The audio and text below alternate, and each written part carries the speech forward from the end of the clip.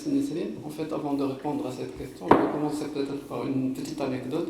Quand j'ai commencé à faire de la conformité en 2011 au Maroc, beaucoup d'employés de banque appelaient conformité conformité. C'est pour dire que la compréhension de la conformité à l'époque, elle était vraiment complètement différente. Et ça confirme que la conformité a bien évolué depuis des années. Alors du coup, pour quelque part décrire cette évolution, je vais commencer par rappeler le rôle traditionnel de la conformité. Alors, la conformité sert historiquement à permettre à des établissements de répondre à des exigences réglementaires, des exigences de standards, des exigences contractuelles dans certains cas.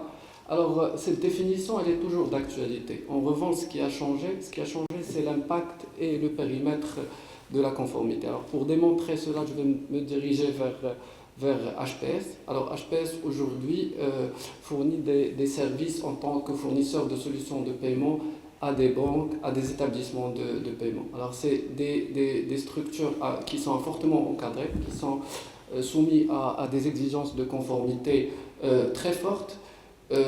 Donc du coup, HPS à la fois va être soumise à sa propre conformité de par son activité et à une conformité liée à ses clients via des engagements contractuels. Alors il y a une autre dimension importante qui s'ajoute à cela, c'est le fait qu'aujourd'hui dans plusieurs zones géographiques, HPS est présente aujourd'hui dans les quatre coins du monde, donc du coup dans plusieurs zones géographiques, les autorités, enfin, notamment les banques centrales, vont demander à ce que ces fournisseurs de solutions de paiement disposent d'une licence ou d'un agrément pour effectuer leur activité, ce qui démontre quelque part l'importance et le rôle de la conformité.